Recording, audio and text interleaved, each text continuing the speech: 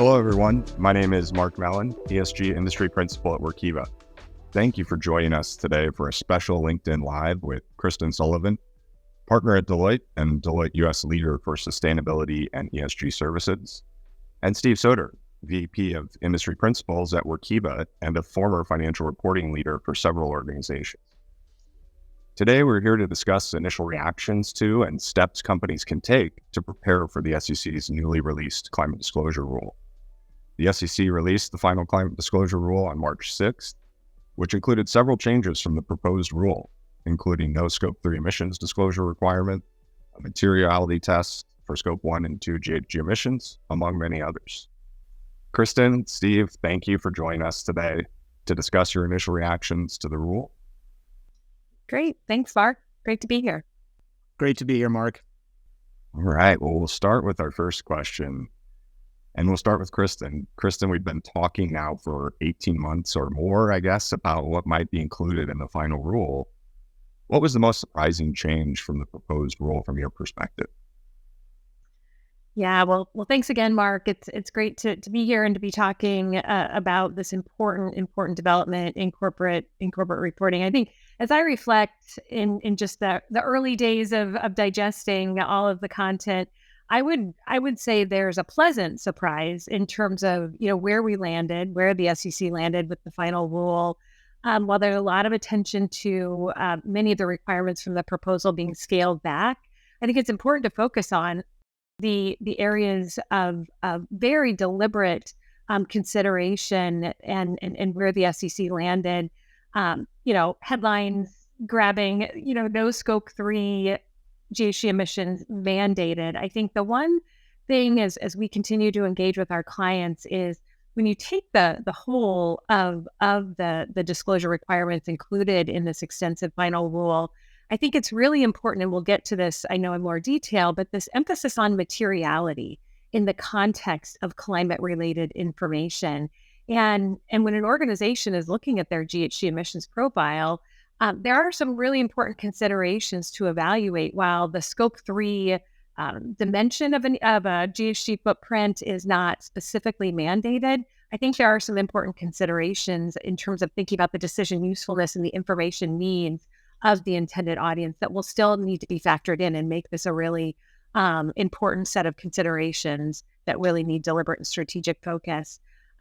A lot of attention on the financial statement line item disclosures. On one hand, we still have that element of the rule was retained in terms of some level of disclosure around the material impacts to the financial statements. But I think it was much more focused. There was a lot of attention to sort of looking to the books and records and the information set that is already covered by organizations and really focusing in on this analysis or assessment of whether severe weather events or other natural conditions create measurable expenses and impacts to the financial statements. But importantly, removing this attribution consideration in terms of, does it require that assessment of whether those severe events were really caused by climate change, which I think is one of the really complex set of considerations and feedback that the Commission received in response to the proposal.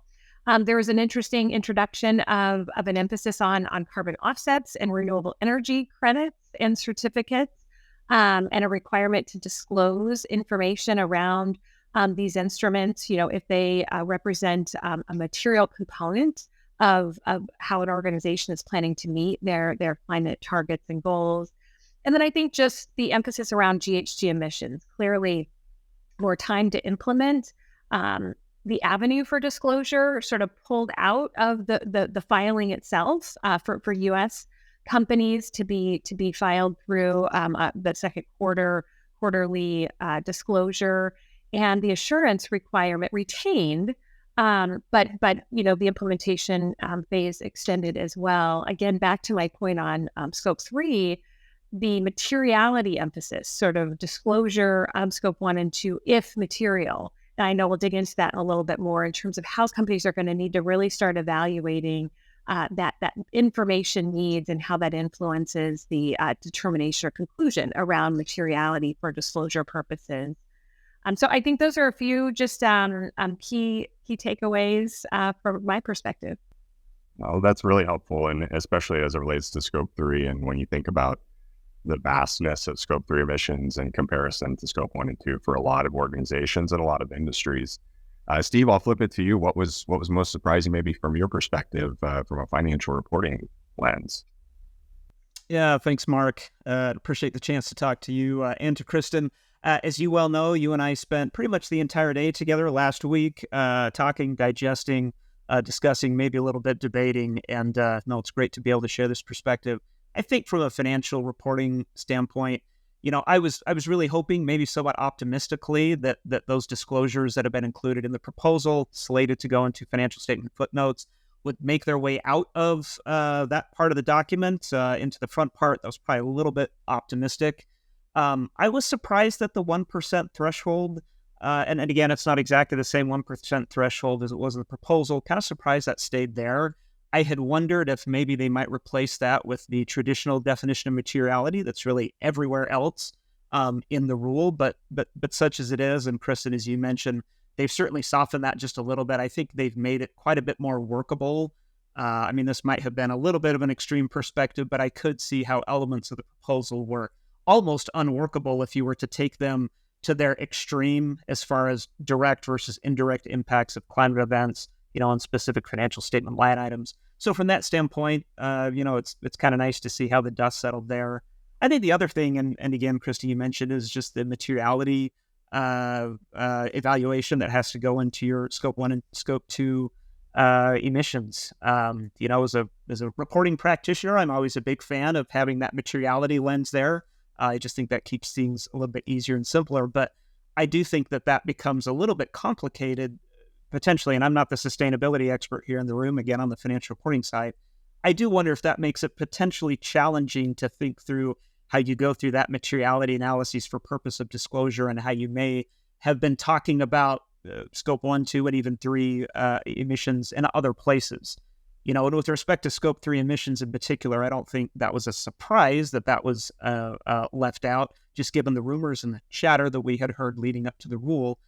But in other parts of the disclosure requirements, you need to disclose like metrics and targets and goals, for example. So if you do have a goal on Scope 3 emissions, is that a way for Scope 3 actually to potentially make its way still as part of these disclosures? I don't know that for sure, but those are the things that I'm thinking through as I think about, here's what the baseline was, like baseline in air quotes for the proposal.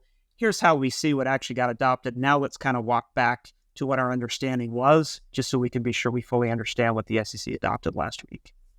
Yeah, that's interesting. It almost kind of points to the importance of the consistency across disclosure, especially with the variety of ESG disclosure that companies will still likely have to provide to different stakeholders in the market.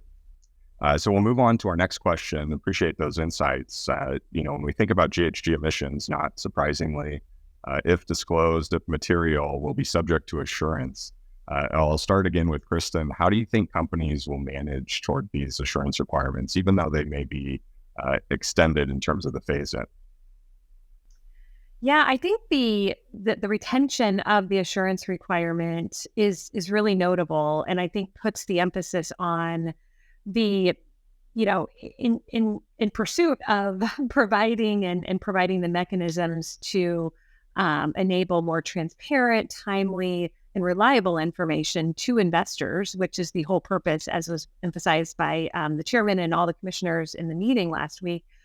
There needs to be that capital markets infrastructure and those market mechanisms that investors rely on in other forms of corporate reporting. And so I think it's notable that the assurance requirements were retained. I think a couple of things. When you think about the practice that companies go through, and let's just stick with the GHG emissions, standards are so incredibly important. They establish the materiality thresholds, the evaluation and sort of how you establish those disclosure objectives, and the reporting process itself, including the control mechanisms that need to be in place to generate information.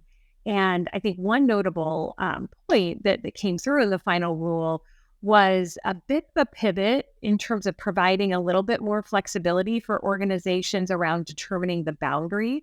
There was a lot of conversation around, operational organizational boundaries and how companies in practice had been establishing that boundary, which, as we all know, is the foundation for establishing the disclosure objectives and set of activities. And so I think that's an important consideration that companies are going to have to navigate through as they think about broader disclosure requirements that they're from an EU perspective or otherwise. So when you think about the role of assurance and how incredibly important, even with a sort of extended implementation period, assurance and the preparation for assurance can be incredibly important for companies to really instill a discipline early on in terms of accelerating their GHG emissions reporting, getting to a place where you've got a much more sophisticated lens into, what does this GHG emissions profile look like today? How do I evaluate materiality in a broader context to really determine my disclosure obligations? And then how do I clearly represent that and assemble that disclosure that would be subject to assurance? And that takes time. It's going to take time. It's going to take strategic focus. It's going to take policies, procedures, systems, technology, data management, and overall governance to enhance. And so I think the time to start is absolutely now, even with an extended, implementation period. And I think it really is a real call to action for companies to look to those standards and what's going to really underpin the disclosure process and the disclosure objectives, and then get your assurance provider in very quickly if you don't already have them part of the process to really help accelerate that preparation. No, that's great advice, definitely for companies, especially thinking back to my former days working in the world of assurance of ESG information. Definitely something companies need to get a head start on, really not wait until the time has come when they have to do that. Steve, any other kind of additional insights from a financial reporting perspective that you might think folks are starting to get plugged in on this, obviously, because it's going to be a team effort between these functions of ESG and financial reporting, among others? Candidly, I don't know if I have a ton to add. It was a terrific answer, and it's where my thoughts are exactly. I mean, I would assume that our audience understands that a traditional external financial statement audit, I mean, that is a long, complicated process. There's a lot of moving parts, whether it comes to what people are doing, what systems are doing, the processes and the controls that underlie and gird the information that auditors ultimately look at. That takes time to do, and it certainly is going to take time to plan. And so I don't think people should be looking at that additional time that the SEC allowed, Kristen, as you mentioned, as part of your Q2 filing work, in order to think that somehow, okay, we're just going to do what we normally do, and then we'll just put this, greenhouse gas assurance stuff, after the fact, we can use just that time to do it. I don't think that's the case at all. I think that now is the time to think about how we orchestrate that process, particularly given how difficult climate data is to get from a timeliness standpoint as compared to what, in financial reporting we're used to in terms of the access and the time that it takes for us to get to the data. So, I think now's the time to plan. And I do think that if you have not, had this discussion internally about, are we going to keep our same auditors? Are we going to get new auditors for the greenhouse gas piece? I almost have universally heard that people intend to keep their financial statement auditors for this work. We'll see how that plays out. But I certainly think that's a big part of that discussion as well, because again, if you are going to be using the same auditor, you take that existing plan and timing that you have, okay, how do we layer on this additional work, not just for greenhouse gas emissions, but for the financial statement footnotes and other disclosures that are inevitably going to need to be audited or reviewed as part of your SEC reporting process going forward.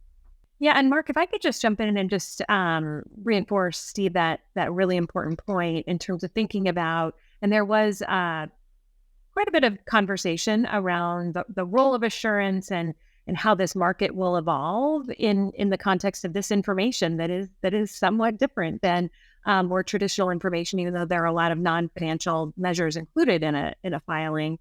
And the fact that, engaging your auditor now and really thinking through, I mean, the whole purpose of retaining the both the SX component as well as the SK component of the final rule was really to drive that connectivity in terms of where a company is in terms of strategic objectives.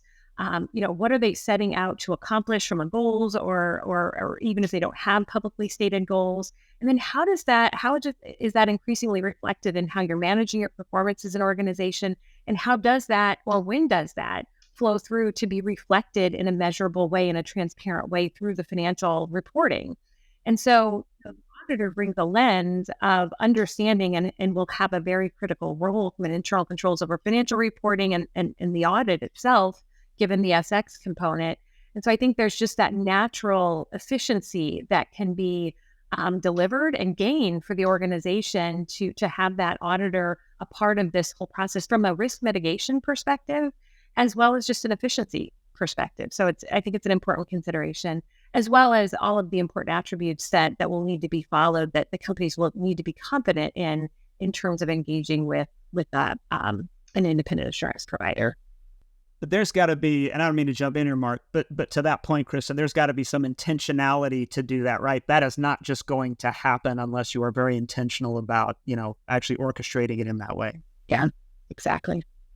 Well, I think all of that is great insight and hopefully helpful for everybody tuning in out there. And I will hope for time's sake, move us into the next question area. And I think we've alluded to this a little bit already, just the materiality concept as it applies to determinations as it relates to reporting GHG emissions for the large accelerated filers and the accelerated filers that will be subject to this requirement.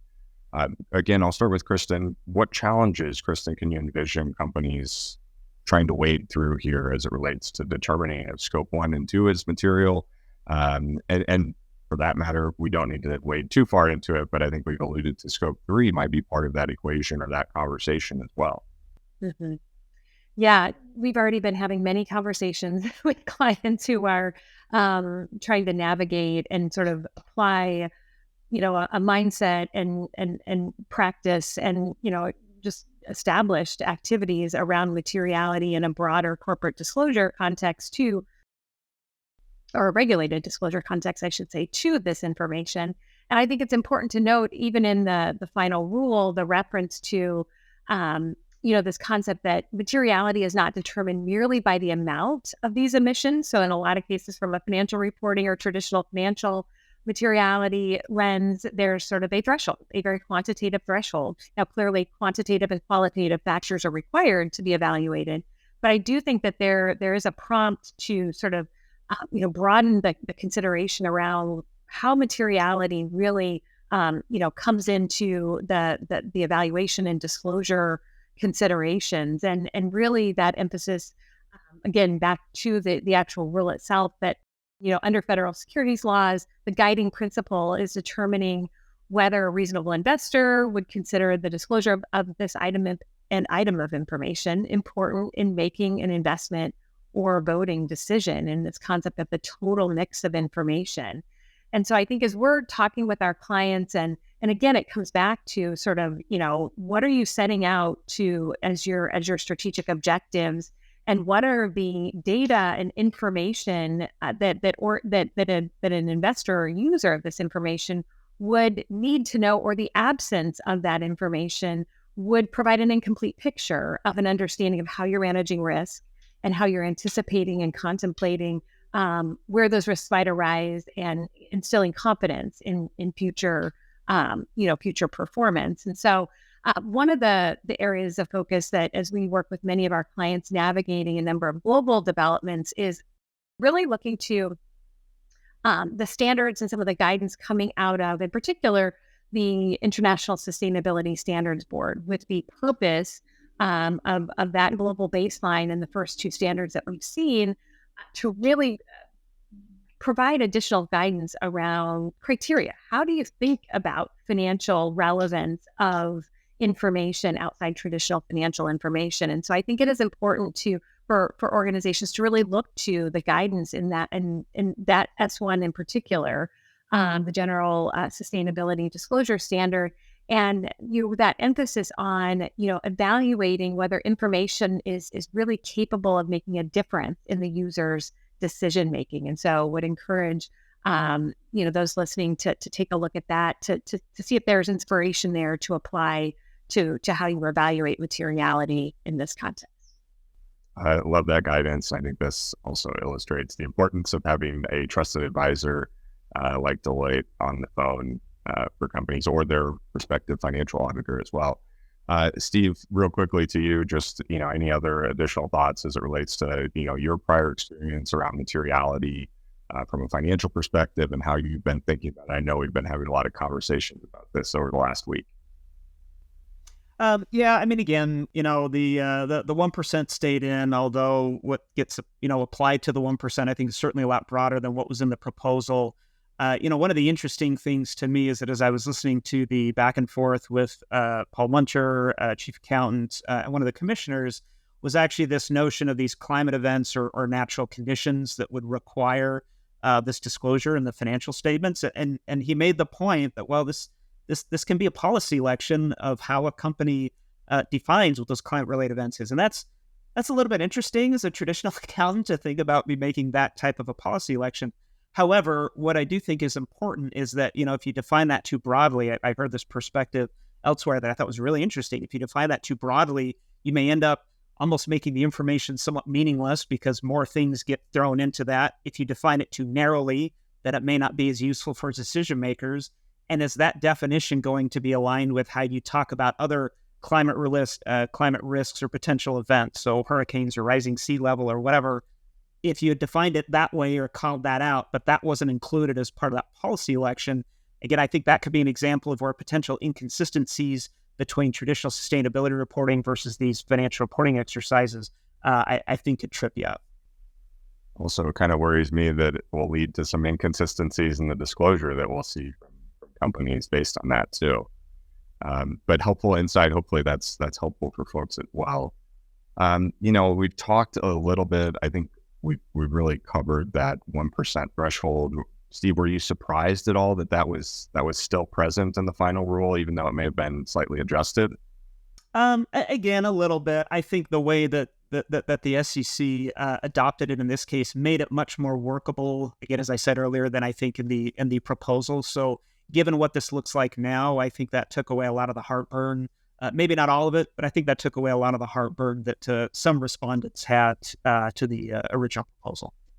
Yeah, it's important to also keep in mind as organizations are experiencing it that the SEC has continued to engage with companies through various different letters and statements out of enforcement or corporate division of corporation finance around higher degree of scrutiny and attention to information that's provided in lots of other avenues outside of the filings, and really I think the retention of this 1% or de minimis threshold, but yet getting much more explicit about what the universe of that information needs to be, I think is trying to really strike a balance in terms of really driving companies to a more sophisticated analysis of what can and would influence the information, the decisions of the users of the information based on investor feedback. No, that makes sense, and that's incredibly helpful. Flip a little bit to the financial statement disclosures. Kristen, I'll start with you again. Do you think companies were surprised that those disclosures will still be within the financial statement footnotes, even if they are footnotes? And you've alluded to this a little bit, but kind of what kind of processes and controls do you think companies will need for that kind of information? And last, third part of this question, will it be subject to assurance by external auditors? Yeah. Well, I think quite simply, many are surprised that this financial statement line item disclosure is maintained. Now, as we've said already a couple of times, there were definite refinements to the focus, narrowing a bit the requirements. But I do think, very clearly, there is an evaluation that needs to be performed. And I think this was reinforced in last week's meeting on a number of occasions that there is just an inherent obligation that companies really put in place, sort of a governance infrastructure, a set of controls to really thoughtfully and deliberately evaluate, how these events and natural conditions are showing up in certain ways and potentially increasingly will based on all the indications. And so I think that does just put that requirement on organizations who I think thought in a lot of cases that this portion of the role was not going to be retained. Naturally, disclosures through the financial statements of the notes to the financial statements are subject to internal controls over financial reporting and the independent audit. And so those considerations, this is really an area that companies really need to dig in, but that we would highly encourage companies to dig in immediately, as with all of the other dimensions of this rule. But I do think that again, getting back to engaging with your auditor ASAP to really start to unpack and think about what are some practical next steps. Again, how does this play into some of the other requirements you're subject to, whether it's out of the EU, other jurisdictions, the state of California. This really needs to be an integrated set of activities that drive the most efficiency, risk protection, and value for the organization, in addition to really preparing for compliance. And I think that's really helpful. And we've had a recent study that I think reflects that, just that integrating of those processes, integrating of that reporting is meant to satisfy investor demands of accessing that information and also bringing the same level of rigor that we see today with financial reporting to ESG reporting. Steve, additional thoughts from your financial reporting perspective? Well, I think financial reporting teams are pretty well familiar at this point with what internal controls over financial reporting means, the management review controls in particular, what that documentation looks like. And so I think to Kristen's point, as you're engaging with your auditors, as you're having these discussions, I just think that always needs to be in the background. Okay, is this going to withstand an external auditor's scrutiny? Does this meet the requirements of internal control over financial reporting universally from top to bottom, particularly, of course, referring to the financial statement disclosures? Fortunately, again, I think that's something that financial reporting teams are fairly well equipped to do at this point. I just think that that's going to be a muscle that they're really going to need to flex, as it were, as they're building these new processes and planning it out with auditors and others. No, that's very helpful. I think we have time for about one more question. So I'm going to go to the logistics of filing this information, some of it with the annual reporting cycle, some of it with the second quarter reporting cycle. So I'm just kind of curious, maybe I'll start with Steve on this one. What do you think about the logistics of filing this information in different reporting periods? Does that present a unique challenge for organizations as they're trying to coordinate amongst teams to produce these things in a timely manner? Yeah, I certainly think it's something that they need to think about. I mean, I certainly wouldn't consider it an insurmountable challenge. I think at least at the beginning, that delay is going to be, frankly, a lifeline that I think everybody I would expect would be taking advantage of. One interesting thought, again, a comment that I had heard, is that it does bring up a question about accessing this information after the fact. So you file a Q or a K, it goes on Edgar and other places. Well, if I wanted to go see that climate information that would be disclosed after my traditional 10K gets filed in February or March, where would I go? Do I look for a 10K-A, an amended 10K on the company's website? But that would be sometime between, let's say, May through July potentially. Or am I going to just not see it? So therefore I go to their 10Q. I did think that the accessibility is a little bit interesting. My initial reaction is that I would probably do an amended 10K that would just include the additional detail, but then you have an amended 10K, which some people might incorrectly associate with a restatement. So, well, I don't want that amended filing out there. I'm just going to stick at my 10Q. But now you have one 10Q of the three that you file every year that's expanding in the information that it's going to require. More work, more structures, you're maintaining that document. I can't tell you exactly what companies are going to do, but I think that is the heart, at least to me anyway, of just the logistical and operational challenge of when and where do you file this information, given the optionality that the SEC allowed in the rule. Kristen, any other thoughts or final thoughts for our audience today?